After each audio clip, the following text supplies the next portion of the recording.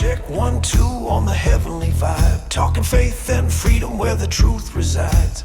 Protest waves riding through the air. All things God and country pulling up a chair. Tune in, lean in, let the spirit flow.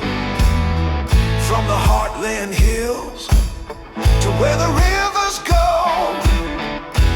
Faith and freedom, every word we sow. All things God and country, let the message grow.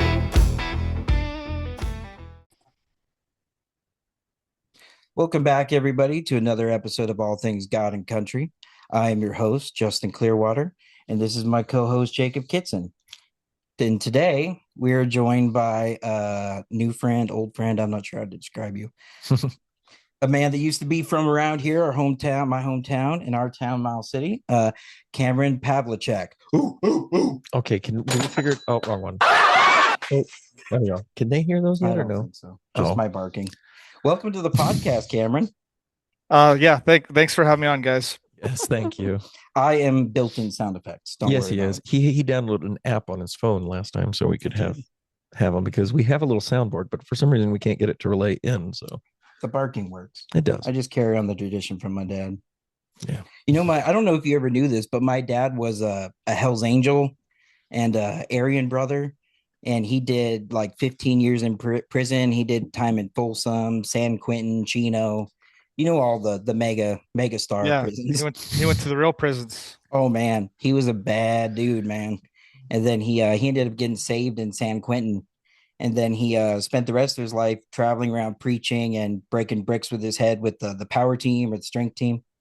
When I was about 7 years old in Southeast Houston, we went and saw a show of his dad. So I actually met his dad when I was a very small child, probably 20 years almost before I ever met Justin. And that's pretty cool. That's yeah, it is. Small world. Yeah, that's great.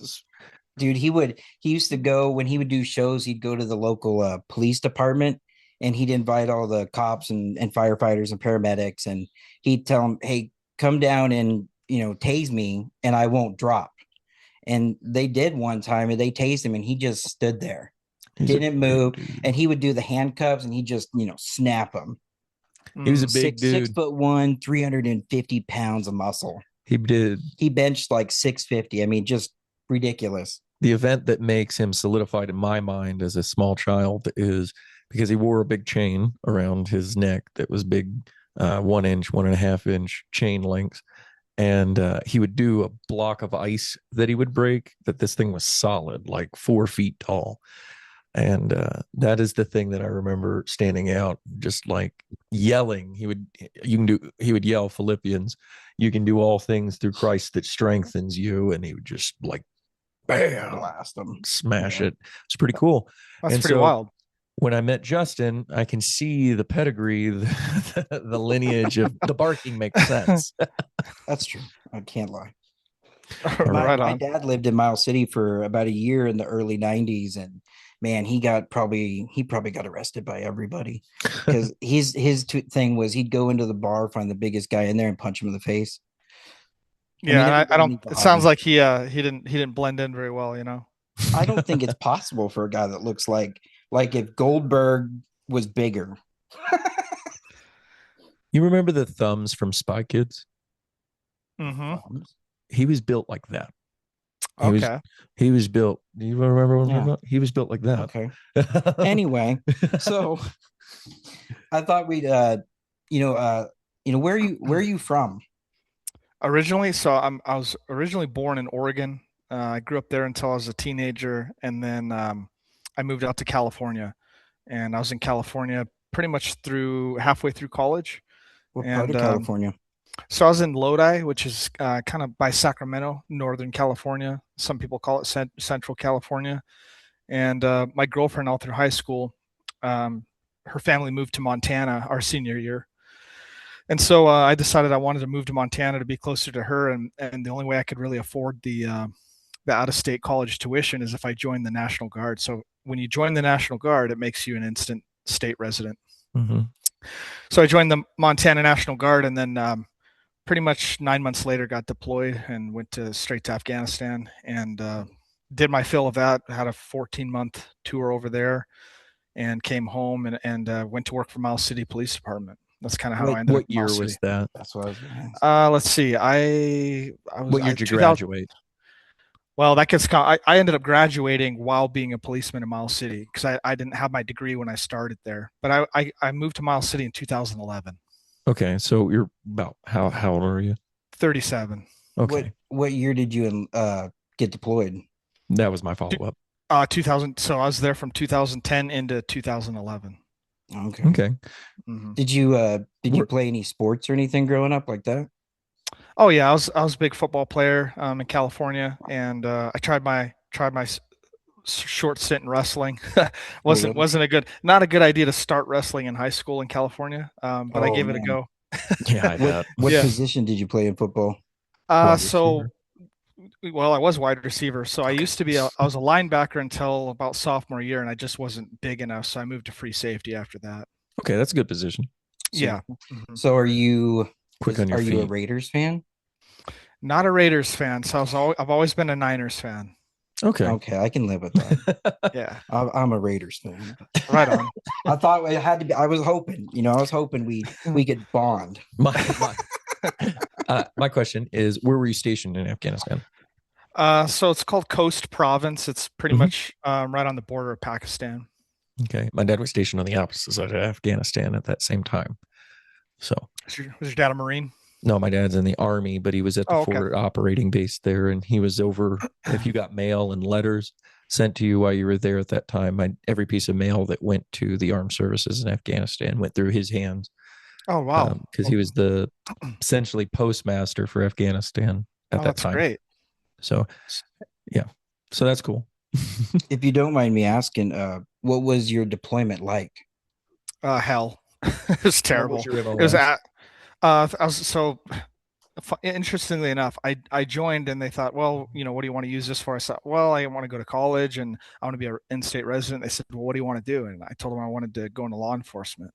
So they said, oh, you'll be an MP.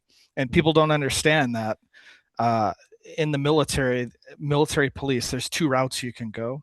One Mhm. is what they call basically kind of like law and order. Those are the guys that are CID. patrolling police cars. Yeah, those are the guys working actual law enforcement function on the base. But then there's combat military Mhm. police, and all that is basically infantry with vehicles. And so Yeah. I was fortunate enough where I was combat MP, so I didn't do any investigations or law enforcement duty. It was all about convoy escorts and patrolling and training the local police in Afghanistan and their military. So that's pretty much what our function was over there. So I'm an army vet. I was a 15 Yankee. And so yeah, MPs are misunderstood. You guys Mm. are valued. I've dealt with both sides. Seventh generation, grew up on Fort Hood, and so Ever been arrested by an MP? I've been arrested by CID. You knew that though. Oh no, I didn't. Yes, I wasn't arrested. I was detained by CID, and so yes, I couldn't resist. yeah, I know. So what? When you first started here in Miles City, what was that like coming to this small little town? It was so interestingly enough, the first time I ever went to Miles City was for my interview. Oh wow. And yeah, I'd never they were one of the few departments. It's a long story, but No, go ahead. while I was deployed, I came home on leave. You got your 2 week leave, Mhm. and that's when I took the all the tests to become a policeman in Montana. So then I had to go back overseas, and all of the agencies were kind of sending me emails saying, hey, if you want to apply, it looks like you're on the test eligibility list. Go ahead and shoot us your resume and fill out the application. And so most of the departments, I was in a weird spot like, hey, I'd love to apply, but I'm not home for another 4 months.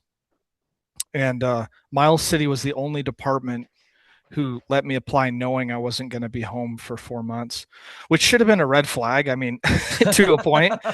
That means they don't have a line of applicants. Sorry. I thought that That's they were true. just being, I Oh, thought that they were was just being good. really Sorry. cool. Yeah. I thought they were just being really cool, but really it's they have some openings, and it's hard to get people to move to that side of the state. And Well, turned out understood. turned out to be a really great department. But to answer your question, I remember coming off the highway. I was kind of just following my Google Maps or whatever, and the first thing I saw in Miles City is that big paper mache cow by the fairgrounds, Oh yeah, and yeah, then yeah. the old wood cutout cowboy riding a bull that's a skeleton that says "Don't do meth." Oh And yeah. man, I was so tempted to just turn around and like, I'm not doing this, man. Like I'm not ready for all that. But then I pulled in and I saw you guys had a Walmart and an Albertsons. I was like, okay, like there's Civilization. yeah, there's some houses and stuff. And I that was think I new, can. wasn't it? Yeah, that was new, man. I remember when we didn't have a Walmart. Yeah. So yeah, I went and did the interview, and a couple days later they offered me the job, and the rest is kind of history.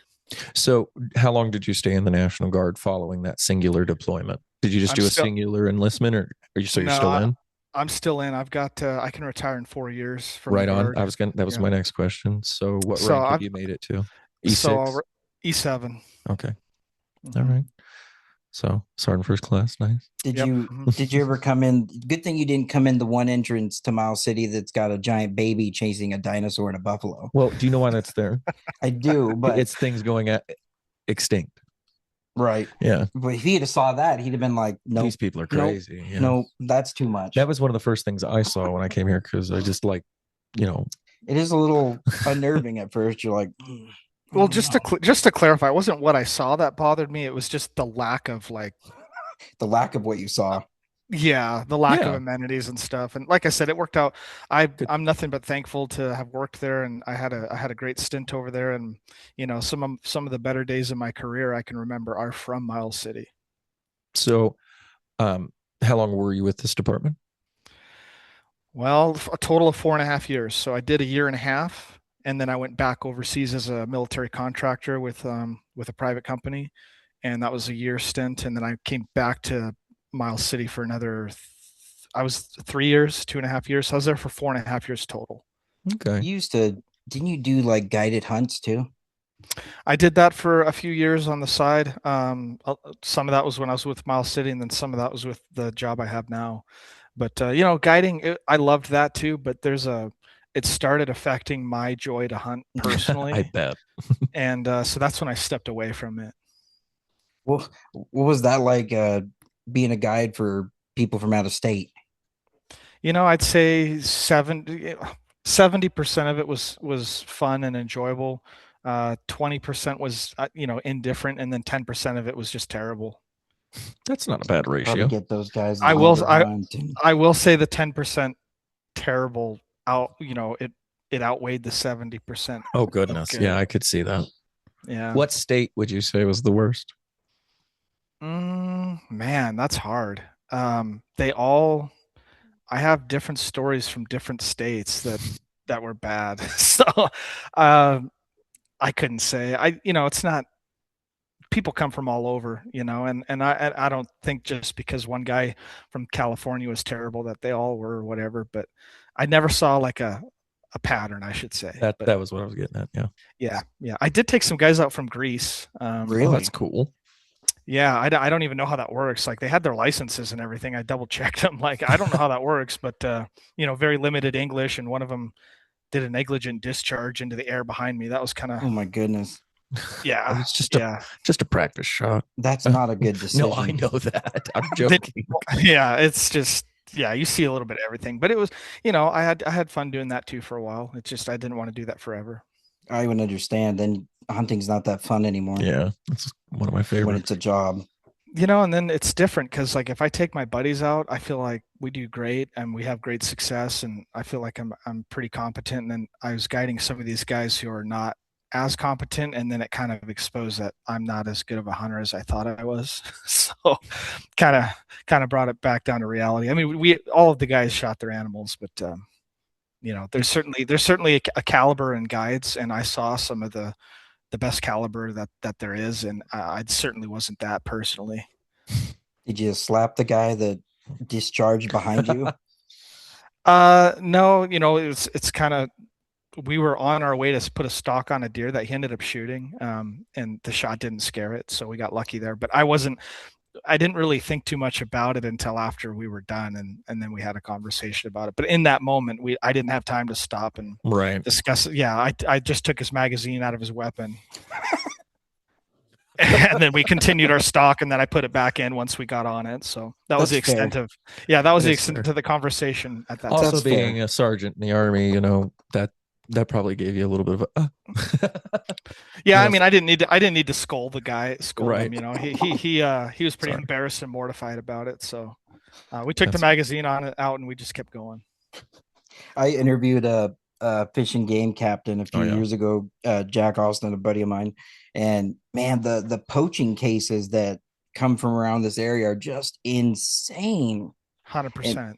they go like you'll go all the way across the country with some of these poachers. Well, didn't that last Mhm. one that we just had last year, wasn't it from like Michigan? Maryland, Michigan, It's one something of like those that. two. Yeah. And they got like arrested Yeah. and tried here in Montana for it Good. because they I killed hope like so. 3, 4 elk. Yeah, and they just left them around. Yeah. And they just left them to rot. Yeah, those guys need to get charged for sure. Agreed. I agree. So, We don't have any room for that. no, I agree. That poaching is just ridiculous. There's no need for that. It's uncalled for. Okay. So I have a question pertaining to my work. So you've been in law enforcement now for, going on close to 20 years almost, right? Yeah, it's 15. 15. Okay. So, you have plenty of experience and it's all been here in Montana, correct? Yes. Mm-hmm. Okay. And so in your current position, you are, what is your role there in out of Billings, you said, right? Yeah, so I'm a narcotics agent for the state. Okay. So I So work. you've taken a higher role. So, I mean, I'm sure you experience, narcotics often, trafficking, things like that. So I'm sure that's something that you've seen quite a bit of then in this role. Very well versed in both narcotics and illegal firearms. Yeah, for sure. Okay. And human trafficking as well. Seen some of that. Montana, probably 4 or 5 years ago, probably 5 years ago, they actually developed a team that handles specifically for human trafficking. Okay. So anytime we see that or bump into that, we're referring that to the team that is their sole function and job. So I Even when don't it's see a it. crossover with drugs. Then we'll work jointly on Okay. it. So Yeah. how often does that happen? A lot of the human trafficking, a lot of it involves drugs on some level. But whether that's their primary crime, usually not. They do go hand in hand. Don't get me wrong, but I haven't worked a ton of human trafficking cases that have been jointly with narcotics, but there's almost always narcotics on board. So, Okay. how do you catch these guys with the narcotics? Oh man, we could talk about that for. I mean, we can go to the academy. We can talk about that for 12 weeks. Um, there's tons of different ways, and without giving trade secrets away, my niche or something that I am heavily involved in is just working social media. A lot of that, like if you Google my name, a lot of the Supreme Court cases you're going to see that were started in Montana. You'll see my name all over them because we were doing some things that really hadn't been tested and proven through the Supreme Court. I knew what I was doing was right, but these were just unique circumstances that Montana really hadn't ruled on a lot. And so just basically going online and catching guys that are using social media to traffic narcotics is kind of, a good portion of what I do now. What's the most popular social media app for that? Oof, it changes over time, Really? Like Yeah, currently. pretty much all the social media dating apps, they call them really? Oh, dating I wouldn't apps. even have thought about that. I wouldn't have either. Yeah, smart. Yeah, I mean, a lot of the in dating a apps are pretty. nefarious sense. Yeah, of course you got Snapchat, Telegram, Tinder, Signal. Facebook. Yeah, Signal's more of like a texting app. Yeah. But they're using Signal too. What about Um, X? Do they use X much? I haven't really worked X for that. That's interesting. I always thought that was interesting. X doesn't seem to. They don't seem to get a lot of police work done through X for some reason. Does Facebook still be utilized to sling drugs quite often? Oh, 100%. Yeah, Facebook is certainly. I mean, it's the most popular social media site, period, ever Yeah. of all time. So, yeah, there's still quite a bit going on Facebook. It amazes me that they're dumb enough to use a online platform like that where, I mean, there's messages and Well, I mean, like, It's just crazy. not to tell on myself too much, but we all have a past. So like I know when I had my issues, Craigslist was the one that I used. And so, I know that it's always been, I don't know how often it's utilized anymore, but I imagine I don't think it's up anymore. Craigslist is. Is it? Yeah. Wow. It's I haven't privately had a owned. Craigslist. I haven't had a Craigslist case since probably like 2016. Okay.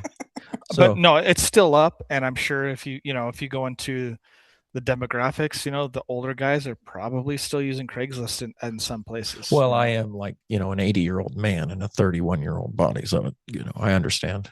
I Mhm. carry a check and he laughs at me for it. So, Yeah, I don't think there's going to be too many 50-year-olds selling drugs on Snapchat. You know what I mean? So It's they're right. going probably unlikely. they're going somewhere. And from that tactical standpoint, it's less trafficked as well. What about like World of Warcraft chat systems or like Ooh, video Roblox? games. Yeah. So the Roblox, as you guys probably know or should know, is Oh, really yeah. is prevalent for child Kids. pornography Yeah. and kid crimes.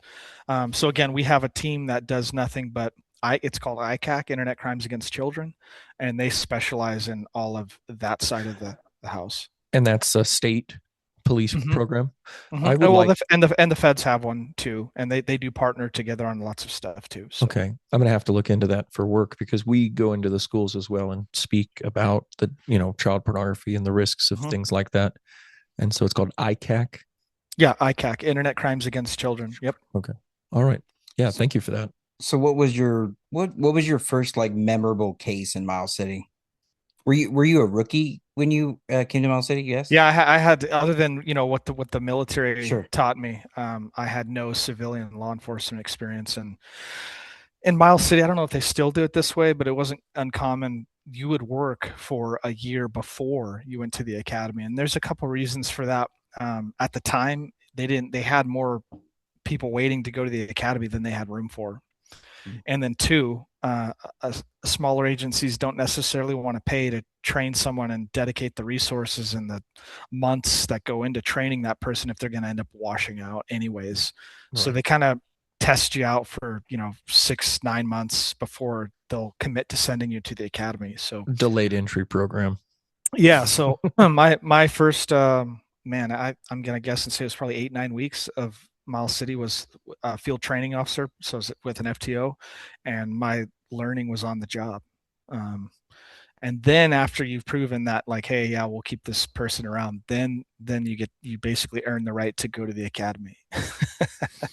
So little interesting process to do things, but there's been lots of memorable cases in Miles City, anything from small thefts to a homicide. I'll tell you about one minor theft that I haven't already told on another podcast, but I got a call for a theft. I was probably on for either right before the academy or right after the academy. So I'd been on for maybe a year. And the call was that this mechanic store, this guy who owned it, was saving all of his money in the bottom of his register. They didn't really use their register that often. Everybody pays with card now. But he had a lot of cash in the bottom of the register, and that's what he would kind of save up before they went on vacation. And he came in one day and went to put money in there, and all the money was gone. And he didn't have any cameras, and he didn't know how long the money had been missing, and he had no idea who stole it. So, like, as as a responding cop, there's officer, there's what are you going to do with that? So he says, I haven't looked at this money for a month, but let me go over my list and see who would have been in the store, based on my bills, and I'll get back to you. So he called back and he says, look, there's only one customer here that kind of stands out, and it wasn't him, it was his girlfriend, and she just seemed odd. That's all. He couldn't tell me anything about that. So I have nothing to go on at all. But I do my research, and this woman, before I go talk to her, this woman, oddly enough, met her boyfriend who was working for the radio station in Miles City at the time. They met online, and she moved from Washington. And I looked at her history, and she had an extensive criminal history with drugs, of course. So I decided I'm first going to go talk to her boyfriend because he has no criminal history. He's not a known criminal, but so in the eyes of law enforcement, he's going to be somebody I can maybe crack or put some pressure on before I go to the crime hardened lady who probably has talked to cops off and on her whole life. So I go to him, and as soon as I walk in, I say, "Look, I'm pretty sure your girlfriend stole some money. I just want to know why and where it's at." Um, and he's saying, "I don't know anything about this," and he's shaking. He's super nervous. So just on his demeanor, I'm like, "Okay, yeah, we're on to something good here." So I follow. Can you You still guys hear good? us? Yeah, I can I still can hear you. still. Okay, I lost video of you guys, but I follow him to where they're staying, and I go in and basically kind of just tell her the same thing. Look, I know you stole this money. Um, I just need to know why, and try and get back as much as possible to who you stole it from, so you don't have to pay it all back. And so she confessed to the whole thing right there. Oh, one thing. Well, I don't know if I want to release that. Well, okay, I'll tell you. Um, she Tell, tell. I didn't say that we had recording of her, um, but she thought that we did, but I never said that. In Montana, I can't lie to somebody to get them to confess. But there's Coercion or like can't malice do or it. anything like Can't that? Yeah, I can't do any of that. But I can let her come to her own conclusions. So she was convinced that there was going to be video of her, which I never said that we did. And so that helped get her to confess to it. And then she was charged and convicted and everything. And then, oddly enough, 2 months later, the guy had his money stolen out of his till out of the same place, and the same thing happened all over again. But this time, I wasn't. She wasn't going to talk to me, so there's no way I could prove it. Oh, Wow. Yeah. wow. And So having been in those kinds of activities in the past, those it is always impressive the lengths that people are willing to go to present themselves as trustworthy or honest when they body language is 80% of our communication and clearly is betraying itself. And so as cops, I know you guys are taught to observe those things and to look and pay attention to that. And so in Miles City, I know that the people who stand out, right? And so was that ever something that made the job easier? Because Miles City is the biggest city in the East, if you don't count Billings.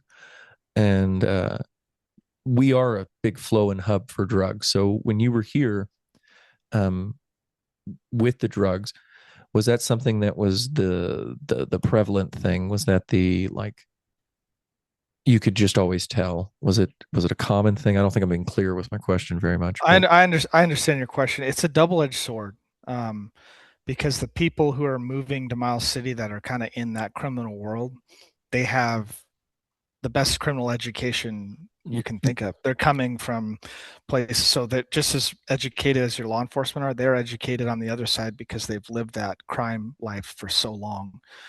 So I saw it was, yeah, I could pick them out easier, but working those types of cases with those types of people were challenging that is because what I was asking. because they've been in the system for so long, because they've learned all the tips and tricks. I mean, every time they get charged, every time they get arrested, every time they go to jail, they learn what not to do. They get better at it for the next time.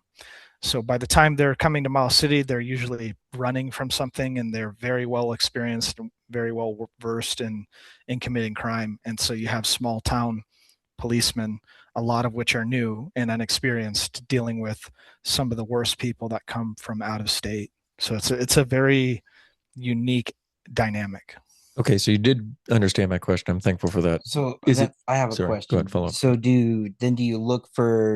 you keep more of an eye on those people that are from out of town that have moved to town? That was it. I didn't have to keep my eye on them because the rest of the town keeps their eye on them pretty well. So, Very true. That's a very good point. the reality is Miles City was good for that. I have two eyes and two ears, but the city has 20,000 eyes and 20,000 ears, and so I relied on the community as much as possible to kind of keep that information flowing to me because I'm just one person, but if you have an entire city or town that's on your side, it helps a lot. So earlier you mentioned something about also being something from Sydney that you had a story as well from. So, not would you say were you at that department as well? Well, when I went from being a patrol officer in Miles City, I got hired with the state, and my first location was in Sydney. So I Okay. was with the same agency I am with now, but I was living and working in Sydney. So is like following up with the Miles City and the drug question, is Miles City really as bad as like kind of we feel it is with drugs and stuff as a community for this region? Is it a hub? Is it a drug hub? You know, per capita, I would say you guys are right up there with Billings. That was Um, what I was asking. Yeah. you don't have as much, obviously you don't have as much crime. You don't have all the violent assaults and murders and the stuff that happens here, but you also have 1/14th of the population. So I think you have 1/14th of the amount of crime Mm, going on there. I would say you guys are pretty close to on par with Billings. So like that's fascinating. that was because I see in my line of work with the sexual side of things, I know it's bad in that area. So I'm with your experience with the drugs, that makes sense that we're that bad because it feels that bad from time to time, especially with the Well, drifters and like you're I don't know saying. if you saw, I'm sure you saw it, but we had Billings SWAT in town a couple weeks ago, month Yeah, ago or something. about month, Did you month and a see half. that? Hmm. This this guy got in a domestic and then he rammed the sheriff's car with him in it, and then he ditched his car over by the Omni Center, and then he looped back to his house. And so then Billings SWAT came in and took care of the problem. Yeah, I mean, you guys, I mean, Miles City, there's crime there, there's drugs there, there's plenty of work to be done, that's for sure. But you guys have more access. Like, if you live in Miles City, if you call the police right now, they're going to be there in 5 or 6 minutes. Yeah. Right. Here, Yeah. here in Billings, if you call the police, depending on what you got going on, it could be an hour. Yeah. So, I mean, you do have that going for you where you do have more access to a lot of the resources. So that's a benefit to living there.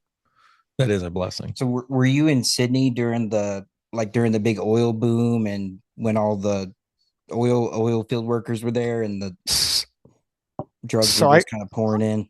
I caught the tail end of it. So as I was pulling in, people were starting to leave, and what was surprising to me, and I think a lot of other people, is their population boomed. I mean, it went from like 4,000 to 40,000 in just a couple years, and so the idea would be that, well, when everybody leaves, the crime will kind of go with it, and actually what happened was all the good people left, but all the trash that had blown in with all that oil, they stayed. And Mm. so there was even though I caught the tail end of the boom, the drugs were just as prevalent as ever out there. Do you see a lot of cartel activity? Cartel, I think people really misunderstand cartel. First of all, they see anybody from Mexico heritage, and and well, it's both ways. Anyone with Mexican heritage is claiming cartel, and then anybody who sees a criminal is assuming cartel. And really, the cartel is in it to make money. They don't. Sure. They're from what I've seen, the majority of the time, if the cartel's here, don't get me wrong, but they'll send somebody down here, they'll open up a stash house, and then they'll deal out of that house. The cartel is not looking to catch attention. They're not looking to do anything crazy. They're here to make money. It's just that simple. So for the most part, they're not out kidnapping and holding people for ransom and murdering, and they want to avoid all of that as much as possible. But certainly they are here, and certainly they're having a huge negative impact on our community because everything they're bringing in is causing all of those problems. I have a question pertaining to like events. So, as a state officer based out of Billings, you probably don't do a tremendous amount of work to the west. Like, are you mainly from Billings over to the east with your state related work? We have statewide jurisdiction. Our focus area, I think, here in Billings is like 10 counties. So I focus on those 10 counties, but I would say several times a year I do end up on the west side because, if I catch a case here, I'm going to follow it through. Okay. So yeah, So, yeah, I go over there enough. okay. So, out of our state, like we have bucking horse and that like quadruples the population for a weekend. what kind of events are the big like events of the state that you guys really like? I know we have up creased for that event. So what kind of events do you guys focus on for, like, oh, we're gonna, maybe have a couple dozen extra cops go out here this month because this event's going It's on going to and be a people hot are event. moving in or something like that. So like I know, I think of like the football game between the Cats and the Grizz or Bucking Horse or something in Red Lodge. So I was just wondering, is there anything specific in that realm where today we're going to focus because we know so many people are coming that aren't from here? Um, honestly, to answer your question, it's all of them. I Mhm. mean, any event that's going to draw a crowd, we're definitely considering if we're going to dedicate, especially on the narcotics side, if we're going to dedicate resources over there or not, depending on what the event is and depending on what we're doing at the time. But there is not a major incident that we're not taking a look at. Is there one that is more common for those kinds of things to take place with, like events in the state, things that Political rally, someplace where drugs are abundant. more abundant for that event versus another that you guys are aware of, not to like tell or anything like that? No, not really. I mean, really, it really comes down to man hour, what operations we have, and then what events are going on, and when what we can dedicate to them. And then sometimes the local county or the city police will ask for those resources, and so when they ask, we'll make a point to make sure to help them any way that we can. But a lot of times we're asked to come in for various different reasons. Maybe they had problems the year prior, or maybe they have some kind of information that they're going to have a problem on this one. So I've seen them everything from tiny events all the way up to concerts and state fairs, and I mean, you name it, we're probably there. What about the reservations? Do you do any work with them? So the reservations, unless you're what we call TFO, unless you have federal authority, we're most of the reservations we don't have any as a state agent. We don't have any law enforcement authority on those. So Sure. unless we're partnering with like the FBI or DEA, we're not out there. But with that said, we do have several state agents that are tasked with working federal cases. So we do have agents and various Native American tribal task forces around the state. Do they use the reservations to kind of mule drugs? Oh, definitely. Yeah. No, there's several reasons for that. One, drugs are worth much more on the reservation. It's kind Yeah, of a supply and a demand, right? So you have a huge demand and very few people that have out of state connections that are bringing this stuff back. So, like an example of that is a fentanyl pill today in Billings is probably about $20, and that fentanyl pill on the reservation is $60. So what you'll have typically is gang members that come out. Detroit's a big hub. They'll send a dealer out that'll go onto the reservation. He'll move into a house there and he'll sit in the back room. He won't deal with anybody. He won't meet with anybody. Nobody even knows he's there. And the people who live in that house are selling drugs for him. And then he's giving them, free drugs or partial payment. And then when the drugs run out and he's collected his money, he goes back to Detroit, and they continuously do it all over again. So we were seeing that for a long time, 4 or 5 years ago, 3 years ago, but I haven't been hearing it as prevalent. It's still going on, but before it was a bigger problem. It's more noticeable than right now. And some of that is, fentanyl. Our seizures are down across the state. We used to regularly see 10,000 pill loads or more. And I think I hit 4,000 pills about a month ago. But prior to that, I hadn't hit over 1,000 pills in a load for a year and a half. So it's getting harder to find. What is that because of the border being shut down more? That would be speculation on my part. Sure. I don't know that for sure. I assume that has a lot to do with it. I can only assume. I think we'll have those answers in the coming year or so. But Yeah. I mean, that would be And my guess. But I can I just mean, tell we you, we did a devastating blow to the cartels recently too, so I imagine that'll kind of shake things up a little bit. yeah, we're just not seeing as much as we were. It's still there. It's still Sure. a problem. We're still going after it, but it's certainly we're down on specifically on the fentanyl. Do you Do you think more homegrown stuff is going to start popping up then? When you say homegrown, what do you mean? Any kind of drugs, methamphetamine or whatever. If it's getting harder to get from across the border, do you think that they'll start popping up local, more locally? I think, if you're talking about like pill pressing or people that are actually like creating this stuff in Montana, the labs, as far as the meth, the labs are pretty much dead. It's just too hard to get all of the precursors that you need to make the quantity Hmm. that they want. It's easier to find an out of state source and connect with them. As far as the fentanyl goes, I I could that just depends. We'll see what the coming years bring, but typically what we see is somebody moves here from out of state, say Washington, Oregon, California, and they have all those connections to all the binding materials and the know-how and the experience, and then they move here and then they start teaching people how to do it here. And so, if it were to happen, I see something like that, somebody coming from out of state and doing it here. So what state would you, I don't know why it keeps doing that. What state would you say is, you mentioned Michigan with Detroit. What state would you say is the most prevalent for trafficking from out of state? I always think, growing up in Texas, it was always over the Mexican border and stuff. And then I know a lot of people of drugs were trafficked from Texas to Colorado. So I'm sure that Montana has a state that probably it comes from more. I mean, you mentioned the West Coast already. So is it Washington or Oregon, the majority of the out of state drugs that you seize or you guys see getting seized is from? Yeah, so I'd say Washington is number one.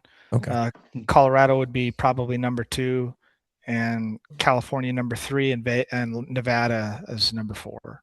So It's funny because three, most people from Miles City would probably say it's California. but three of those are like very specifically Washington and Colorado are very loose with their drug regulatory laws. Do you, in the legal sense, is so it's not strict. You're not speaking necessarily with marijuana. Are you talking to the more harder drugs? Correct. I'm talking about meth and fentanyl, and Okay. and yeah, Colorado certainly they have looser drug laws. However, the level of trafficker that we're talking about when we're talking thousands of pills and pounds of Right. meth, Right. Right. that's not allowed down in Colorado either. So, Hmm. Right. um, Yeah. so yeah, the user amounts, we're not seeing that, but certainly the big quantities and stuff, that's where it's coming from. Denver, Spokane, pretty much all over California, Las Vegas. Those are the hubs. I would be so nervous, like even, marijuana is legal in Montana, but even, when it first was legalized, driving from a store to your house, you were freaking out kind of thing. I can't imagine having 4,000 fentanyl pills in a car and trying to go pump gas in a calm manner. Like, those No, people, you can tell there's an addiction level there, or there's some kind of, I'm doing it a long time too. yes, there's some kind of Well, um, numbness to it. well, let me tell you a story that kind of proves this point. So, um, we had a person in jail that didn't want to be in jail anymore, and so she wanted to give information, and her idea in her head was, oh, if I tell them this stuff, then they'll let me out of jail. So that they called me and I interviewed her while she's in jail, and she basically says, "Oh, well, I want it in writing that I'm going to get out of jail when I tell you this." And I'm like, "That's actually like you've been watching too many movies. That's not how this works." Um, but lo and behold, I kind of explained to her, you don't. First of all, you getting out of jail, there's no guarantee. But if you were to get out of jail, if that were even possible, I wouldn't even consider that until I actually catch somebody with your information. Because if I just started letting people out of jail for telling me stories, well, there wouldn't be anybody in jail, Right. right? Everybody be having a story. So she explained a few different people, and we went off after the lowest hanging fruit. The easiest one for me to catch was actually this guy living in Washington, in Spokane of all places. So without getting into the details, we got him to come over, and he had, I want to say it was 2,000 fentanyl pills and a pound of meth, or maybe it was two pounds of meth and 1,000 pills, something like Either that. way, So we pulled him over when he came into Montana, and then I got to sit down and talk with him. And he sat there so nonchalantly, um, because in Washington, 2 pounds and 1,000 pills or 2,000 pills and a pound is, a ticket. Hmm. But here in Montana, that's a Fed charge. You're going to be Yeah. charged federally, and federally you're going to do 85% of your sentence behind bars. There's none of this getting out early and putting a GPS tracker ankle bracelet on, and there's none of that. So, um, as I was talking to him, I explained this to him. Look, you're looking at 7 to 10 federal. You're going to serve 85% of that behind bars. And he didn't believe me. So I literally pulled up Google, and he sat there and read it off my phone about the difference between a Fed charge and a state charge. And I knew it sank in because he stopped scrolling, and without any facial expression, he had 2 tears run down his face. Wow. And he says, "Hey Cam, I can't do 10 years." I said, "Well, you're gonna." He says, "No, I got a 12-year-old daughter, and her mom just passed away, and I can't do it." I said, "Well, maybe we should talk then." So we had a long conversation, and he gave me information that led to a reservation, somebody of high status on a reservation that was his customer. So we ended up catching that guy too, and he got 30 years Fed prison because some of the pills that he was dealing led to some people dying over there. Oh goodness. But the point of that is he didn't realize that 2,000 pills and a pound of meth is like a 10-year charge out here. In Washington, he probably gets, $100 fine and some community service. And it's like, no, welcome to Montana. You're going to prison for this. So some of these guys, they have nerves of steel because where they come from, it's not really enforced to the level it is here. That makes a lot of sense. It does, especially Andy, when she lived out in Oregon, going out there, those people out in Oregon and Washington that are just so numb to the drug culture in a way that's mind blowing as somebody who's lived in East Montana for the last 10 years. And you go out there and these people, vegging on the street and stuff. So I could see how somebody from over there could have like a disassociation with that in a way. Like, and how many years ago was that? If you could tell us. Probably it would have been Christmas. It's 2.5 years ago. So here fairly recently then. Yeah, 2 years ago, something like that. Wow. So I have a question. So I've seen a lot of stuff about 70H. Have you dealt anything with 70H? I almost forgot. And that was a big one I really wanted to ask you. Have you heard about that? I've heard about it, but I have not seen that here yet. Okay. Oh, thank goodness. That stuff is weird, man. It's like gas station heroin. Yeah, I personally, I've heard of it. Montana, as you guys know, like for example, fentanyl was all over the news, and it was all over and I had never seen and I'm just been waiting, like, well, we don't. And then when it came, I mean, it came quick. Yep. So we're a little bit behind. So I'm sure we'll see it. But like for fentanyl, I want to say we're probably a year behind. And then I remember when I was in Miles City, the first rumor I heard that somebody had fentanyl pills in Miles City, and we were trying to get after it because we didn't want that to really catch on. And it shows you how successful we were at doing that, right? So, what is your opinion on like kratom, for example? There's a lot of things around it, and a lot of it's not quite a narcotic, but I know that it oftentimes is used by people who have narcotic dependencies. So, there's both sides to it. You'll hear people from both sides. The problem is the 70H stuff for sure, because it's like a extracted chemical mixed with a bunch of other nonsense, and then you can just buy it at a gas station. You don't even got to buy it from some dude in an alley, because that's the derivative from kratom, right? So how do you feel as a law enforcement LEO with that? There was a time where the state was trying to outlaw kratom, like before it really caught on. And since it's a legal substance, I haven't really dealt with kratom, but from what I know about it, it's not a great it's just another substance out there for people to have addictions with, problems with. Like, there's nothing. What good is going to come out of society by allowing this to happen? I mean, you're going to have kids abusing it. It's the same thing with marijuana. I understand that marijuana is legal, but if you really look at just look at some of the stats that they're seeing out of Colorado, like triple the high school dropout rate once they legalized marijuana. It tripled. the mental health crises that people have when they get addicted. Marijuana is one of the most addictive substances there is. There are more people in rehab right now for marijuana than all other illegal narcotic substances combined. Hmm. So it's not good for, like, I understand people, oh, I can use responsibly, but when we're talking in the context of society, it's not bringing any benefit. The tax revenue that everybody thinks is, oh, well, look at all this money we're going to raise for school and resources. I don't know about this last year, but 2 years I know for a fact the state was paying more money to try and regulate marijuana than what they were getting out of the tax revenue. Hmm. Montana's tax revenue on marijuana was 3%. Tobacco tax is probably like 20%. Yeah, that's pretty high. So there was, I mean, this certainly hasn't benefited Montana. All the millions or billions of dollars that people were, oh, this is going to be great. Well, we're not seeing any of that money. And interestingly enough, how many of those dollars do you think went to fund law enforcement who's at the front lines to deal with it? Probably not much. I think Miles City, I think Z- a percentage goes to fish and game. Yeah. Zero. Yeah. So the one entity you have to combat, because there's a ton of illegal trading that's going on with marijuana, a ton. You're Yeah. giving out licenses in Montana for people to grow and harvest this stuff. And do you think they sell all of it in Montana? No. Whatever they don't sell, they're sending illegally to other states on the black market. So the people that are tasked to deal with this entity of marijuana is getting none of the actual financial support from the tax revenue to do so. So That's a good point.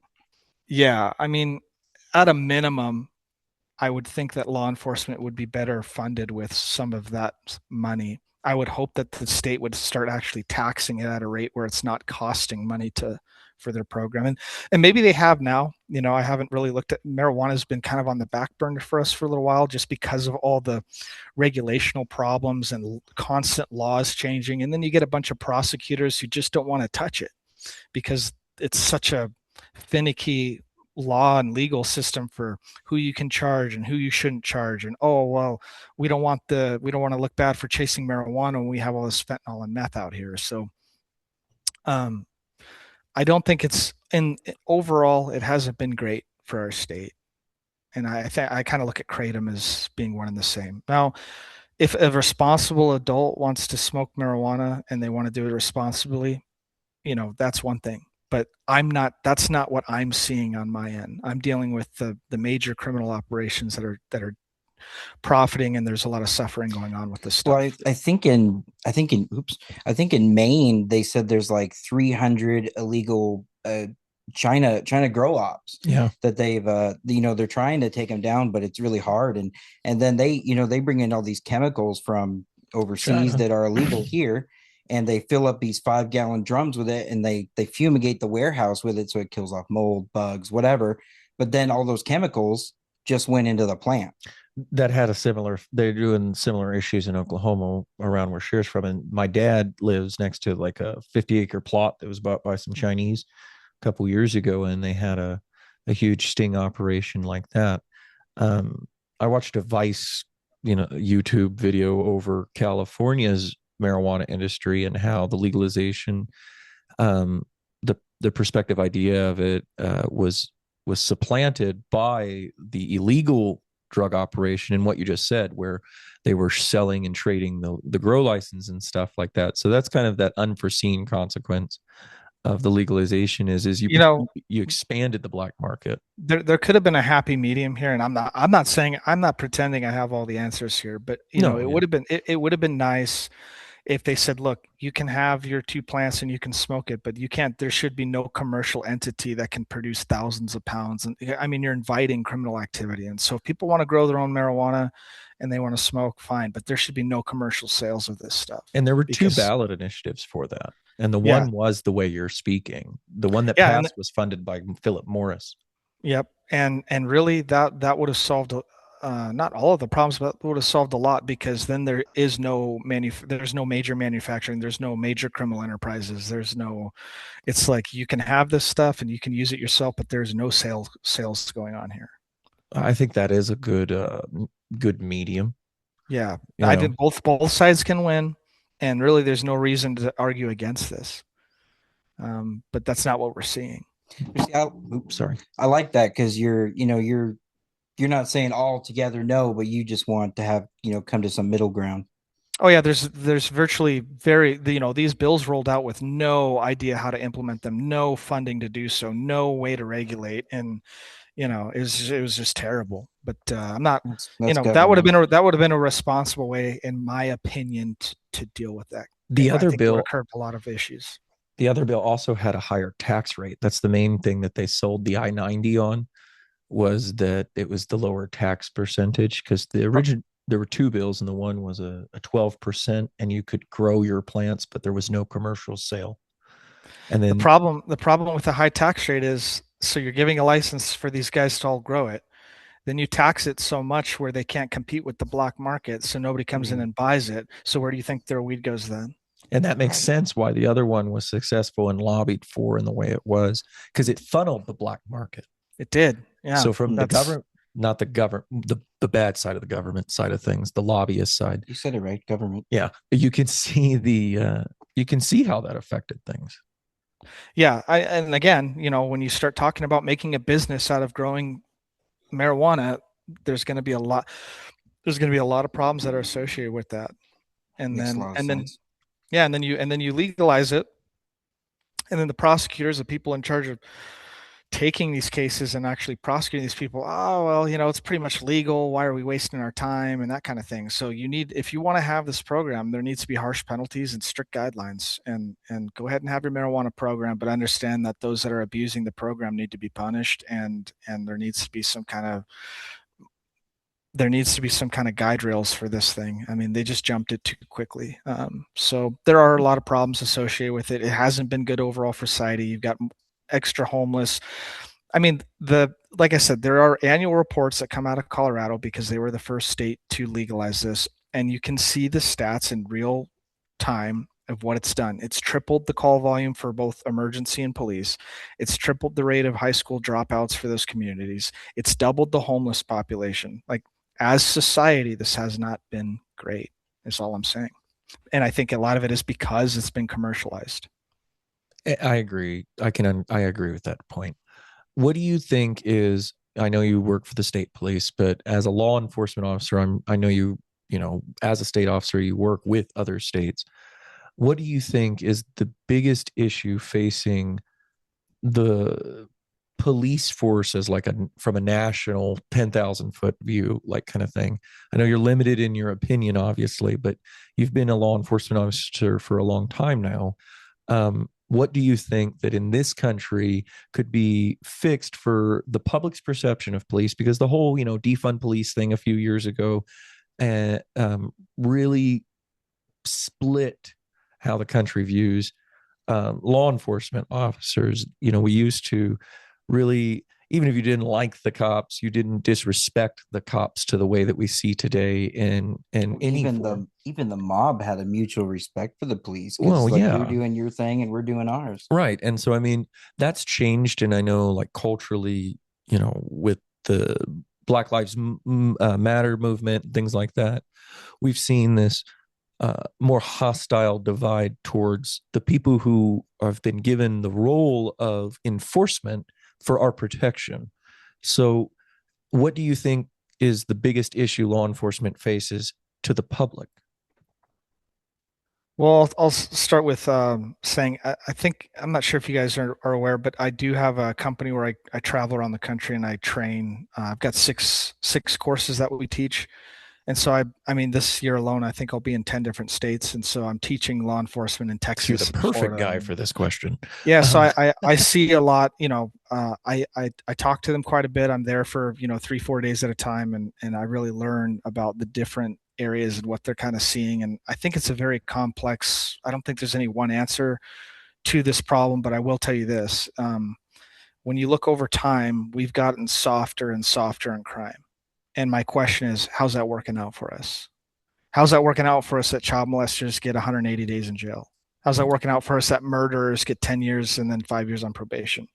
How's that working for us that you catch a person trafficking drugs 3-4 times, they go to treatment every time, they've never seen a day in a jail cell? I see that we're getting softer and softer and softer and softer on crime. and it's making it's extending the problem. It's kicking the can down the road, and now we're having society is seeing this almost turmoil towards policemen. They're being emboldened. There's no consequences. There's, it's almost like a lawless mob mentality from my perspective. And I Yeah, talk I to would cops. agree. It doesn't matter where I go. They're all saying the same thing. They're saying, "Yeah, we just booked a guy on homicide. He's getting 10 years." I mean, how's that working out for you? So so there, like you said, there's no clear cut answer to that question. So do you No. think that that's like the culture as a whole in a judicial sense then needs to be reevaluated? Well, it's touchy because you've let this go on for so long that if you try and correct that, now you're having pushback from Right. the society. So, I think that's kind of where we're at. And So what? so Hard to put the bunny back in the box. Right. So what is exactly. the point of outcome then that you see as far as the respect being reestablished by law enforcement? And I mean, we've seen some attempts with refunding of certain federal agencies and things like that, but that's not, because of the republic style system we live in. What's done with federal law enforcement often is projected on our local law enforcement unduly. So what can be done, or what is that outcome that you think happens there? Well, it's unfortunate because every 4 years we have another election and it's red or blue, and it's always one way or the other. And when they get blue, they get sick of the blue and then they vote red. And then when red goes in and tries to implement their changes, they get sick of that and it goes back to the other way. And so it's just this constant pinball machine It just going. keeps doing that. Yeah, and so I, you know, I I would hope that if we can all get on the same page for it might take a decade, but really weathering through all these problems, I think we would come out better on the other side. Well, I hope and pray that's what we can do. So you have to tell me the story about the 100-pound statue thing you got off the guy at the bus station in Miles City, because it's so bizarre, and I have so many questions. Okay, well, let me take a drink. My throat's getting a little dry here. Did you like try to rub it and see if a genie popped out, or any like Raiders of the Lost Ark thing going on? Well, and just so the guys that are your viewers, if you want, I can text you or send you a photo of this thing, and Yeah, that'd be great. maybe put up as a thumbnail or something. But you could That'd show be them that rad. way. I've got a picture of it. So I was working a night shift, and just so you guys know, in a small department like Miles City, um, the dispatcher is pretty much has the power to dictate who goes to what call. Bigger departments, it doesn't work that way. These officers have this beat, this calls in that beat, that's who goes. Miles City, they have the power to kind of choose who they want to go. So I learned this very early on. So I always spoiled my dispatchers because I hated going to dumb stuff, like barking dog calls, and I didn't like dealing with that. So Sorry. I was really nice to the dispatchers so that I didn't have to go on as many of those annoying calls. So, but they got a sick humor at dispatching me to the weird stuff. So, for like 4 years, if it was weird and I was working, I got it. So, this call came out that a guy had gotten off the bus um, because he thought that the Hells Angels were chasing him, trying to kill him. And so he thought he was pinned down at the bus stop, and rather than wait, they let everybody out to use the bathroom and get snacks and stuff. He thought he was going to die at any moment, so he took off, and then he called 911. So the call came out that the Hells Angels are chasing this guy, and he's currently hiding at the gas station somewhere, and he's asking for help. So immediately I get down there. I'm thinking, okay, this guy's probably got some mental health stuff going on, just because I've heard this kind of stuff come out. So I get there. He comes out of the dumpster. I said, "Hey, buddy, what's going on?"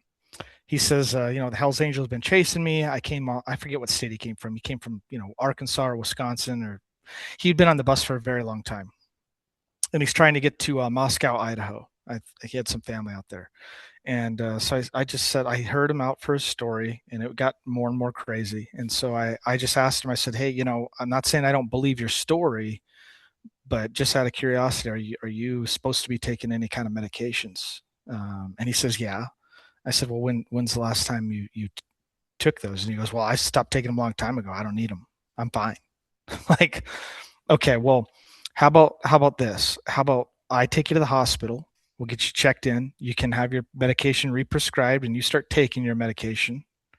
And then while you do that, I'm going to investigate these Hells Angels guys. And if they're here, I'm going to find them. And if I find them, I promise I'll deal with them. So he says, that sounds like a good plan. I said, okay. So he goes, well, can I get my statue? And I said, what are you talking about? He says, I got a statue in the dumpster. Can I take that with me? I'm like, sure. So I walk over. I didn't know what he was talking about. So he jumps into that dumpster and he brings out this 100-pound, 4-foot sculpture of the state of California. And this thing is like stick welded. It's got all the mountains welded into it.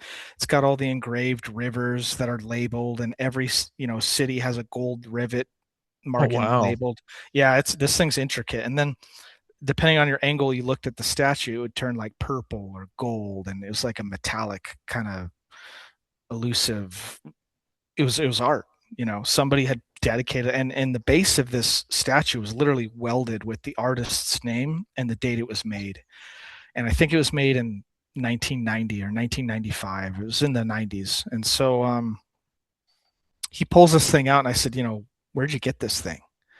And he says, oh, well, I traded it on the bus. I traded 3 rookie baseball cards, and I traded it for that statue. And I'm looking at it like, okay, this is definitely stolen. Like this homeless schizophrenic guy has a work of art with him, and the story is not normal. But then he pulls out a bill of sale that was notarized and signed. Oh, dang. I'm like, what the heck is going on? So I drop him off at the hospital, and this thing's so big. I mean, he's struggling to carry it. And I said, hey, listen, I'll keep this thing in my car, and then when you're done, you call me and I'll come pick you up. And he happened to have a friend or a relative or somebody that lived in Miles City. And so he wanted to stay the night there, and then he was going to get back on the bus and go to Idaho the following day. So I drop him off and I go straight down to dispatch, and I'm trying to research the heck out of this thing. I'm looking online. I have the artist's name, and it's like a very unique long name with like V's and U's and Z's. Something European. Yeah. And so all I ended up tracking down was that the original artist lives in Butte. And I called down to Butte, and I have an address for him, but he doesn't live there anymore. And I have a phone number for him that's no longer connected. It's been disconnected. The only call, so I had Butte check if he had reported any stolen property, and they said, nope, our only call for this guy was like a 911 ambulance call. So I thought, man, well, in the meantime, I get a phone call. The guy's ready down at the hospital for me to come pick him up. And I don't have any evidence. I don't have any probable cause that this thing's stolen, but I know it's stolen. So I'm kind of like, man, what am I going to do? And I skipped one part. While I was looking for this, I found a woman on Facebook that had the same last name, and it said she used to be from Butte, but she now lives, in another state. So I messaged her, and she didn't get back to me in time. So I got to go pick this guy up. So I go to the hospital and I pick him up, and on the way dropping him off, I said, hey, what are you going to do with this statue? Like, are you going to carry this all the way to Idaho? And like, what are you going to do with it? And he says, well, actually, I've been trying to sell it. And I thought, well, how much do you want for that thing?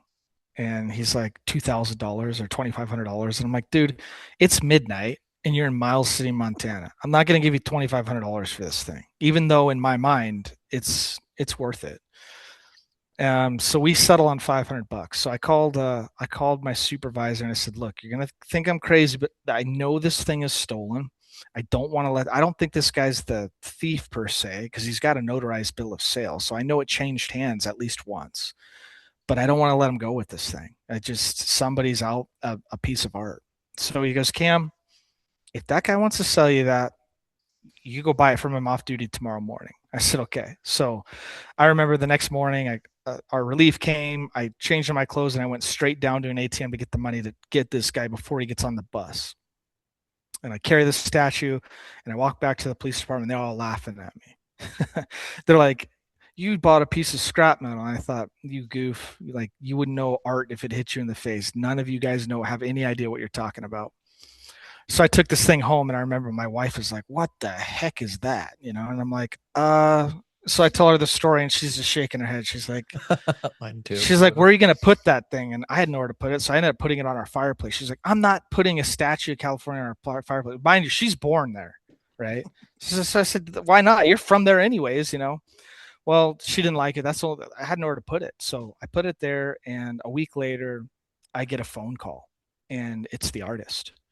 And he says, he says, I heard that you messaged I think it was his niece, and she told me that you had encountered a statue. And so I started telling him the story, and as soon as he hears that I still have it, he cuts me off like instantly. He says, "You still have it?" I said, "Yeah." He goes, What did you pay for that?" I said, $500. And he said, "You know what, Cam? If I had that piece today, I'd sell those for $10,000, and I don't think I would even sell it." So I was like, dang. So he says, I said, well, if you want to get, like, I'm not really, I think he was in Great Falls or something. I said, I'd like to get it back to you. And he says, I'll tell you what, let me figure it out. And if you don't hear from me in a year, he says, keep it and you'll have a good piece. And he offered to pay me back. I didn't ask for him to, but I did explain, oh, by the way, I asked him, I said, look, I ran your name and there's no report of this. Why didn't you report it stolen? And he says, well, the guy that stole it from me, he was an apprentice of mine. I'm getting pretty old. And I was teaching him how to do this type of work. And lo and behold, a welder on meth, right, breaks into his shop and steals two pieces and flees. And he says, I figured I'd never see the pieces again. And I didn't want to report it because, I still kind of consider him a friend of mine. And I just didn't think it would do any good for me to make a report to get him in trouble, and I'd probably never see the pieces again anyways. So he offered to pay me back. It was about a year later. His son, who was in the Air Force, called me and says, hey, I'm coming home for leave, and I want to get my dad his piece back. So he drove all the way down to Miles City, and he picked up the piece, and he gave me $500, and I gave him a copy of the report so they could laugh about it and read what had happened with this thing. And never heard from those guys again. Wow. That's insane though. I mean, of course works of art are worth that much, but that's crazy. What a bizarre thing to come through town. I don't know why we're blurry. Yeah, I have no idea why we're blurry. But it doesn't matter. There we go. So we're getting close to wrapping up here. I was just curious. Do you remember the first time you met me? I don't remember the first time I met you, but it was me and my buddies were playing football at Garfield School. And it was like 10 o'clock at night. And then two of my friends that are idiots decided to climb on the roof of the school. And of course, that triggered a call. And then, the alarms will go off. Yeah, they're idiots. But, okay. I dealt with that a few times. The first time I met you, we were sitting on the ground on the field there at Garfield. And you come around the backside, you jump the fence, you kind of did like a barrel roll. And then Officer Stacy came walking around the other side. Not everybody can jump a fence in Miles City. I hate to break your guys' hearts, but no, well aware. Yeah, you probably are one of the. I think that's the first time I met you, and then there was a week where I think you checked my ID every night of the week. Really? Yes. I don't know if you were drinking or what. No, I never drank until I was like 24 or something, but. I can't. It was probably my friends, to be honest with you. Okay, that makes sense. Because they were, cool. They were questionable. Yeah, some of them. It happens. Yeah, you were in my house one time too. I do remember that, but I don't remember why. So they had stolen a debit card from somebody and used it at Walmart, and I was with him when he did it, and I was too stupid to realize it was stolen. Oh yes, okay, yep. I remember seeing you on the video camera, and I'm like, I know that guy. Yeah, well, probably hard to miss, I suppose. Yeah, but that was the first time. And then to come full circle with you on the podcast is pretty wild. Yeah, that's good times, man. It's it feels like forever ago, but at the same time, it also kind of feels like yesterday. I know, right? And before we started, I'm not showing you guys, but I showed him my ID just for old time's sake. Do you ever get out this way often? Yeah, I'm still working cases pretty regularly out your way. Matter of fact, I'm working one right now that it's going to put me in Miles City sooner than later. Oh, cool! You'll have to stop by. Yeah, shoot a text or something. We'll do something. Yeah, and Uh, I'm actually teaching a course there too. that's what I was just going to ask. April 7th and 8th, I'll be teaching all of the police out there on asset forfeiture. Cool. Basically taking criminals' property permanently, and how you can do that, their assets and stuff, their proceeds from crimes, how to legally take that stuff. You can get some good drug dealer cars at a police auction. That's true. Some of them We've bought pimped out ones. we've taken vehicles, and we've taken a lot of cash, and we've used that for a lot of our equipment and stuff. So Yeah. Have you ever been to Pine Ridge, South Dakota, the reservation up there? I haven't been to Pine Ridge. So I've been there a lot. I've got friends and stuff there, and my grandfather's buried there. But dude, that place is a different world. Like they busted a crew with Uzis in their trunk. And like my one buddy lives in Manderson and they call it Murderville. And I mean, it's not somewhere you want to be after dark. And I mean, it is just such a rough place. Last time I was there, there were, black SUVs just cruising the streets, and a poor girl had just been beat to death the night before across the street from where I was. And it's a whole different world. Yeah, some of those reservations, they have a lot of violent crime. That's for sure. Yeah, they really do. But I don't know, some reason I love that place. If I was going to live anywhere else, it'd probably be Pine Ridge. Mission. But that might just be me. It's a mission. But it's been great having you on the Yeah. podcast, Cameron, and hopefully we'll do it again. Maybe next time we'll do it in person even. Yeah, for it'd be sure. Yeah, if you I'll show definitely. you my ID in person. Okay, I can't wait. Yeah, that sounds like a good plan. Well, thank you. So brother. where can people go to find Oh, yeah. out what you're doing? And stay up to date with you if that's something you want people to do. Yeah, so I'm on Instagram, Yellowstone Narcs. I put a little bit of humor out there, but a lot of it's just kind of advertising our courses. I've got a website, YellowstoneNarcotics.com, that has all of our different courses that we offer. Some are online, for officers who can't make the in-person stuff. They can take a self-paced kind of a virtual course at their own pace. They're all 2 days in length. So yeah, between the website and my my Facebook's under my name, but Yellowstone Narcs on Instagram, and then YellowstoneNarcotics.com. Cool. Right. Well, man, it's been a pleasure having you on, and we'll have to do it again. And thanks for not arresting me this time. Yeah, no problem, buddy. Good to see you again. Putting up with me. Yeah, good to see you. Keep working out in the gym, man. I see your gym stuff going on, so that's awesome. Thank you. I do. I try. I got my own home gym built in my house now, so I don't have to work out with people, and it's lovely. That's great, man. Yeah, it's been fun, guys. Thanks for having me on. Yes, thank you so much. Well, Cameron. everybody, that's the episode, and that is Cameron Pavlicek, everybody. And we are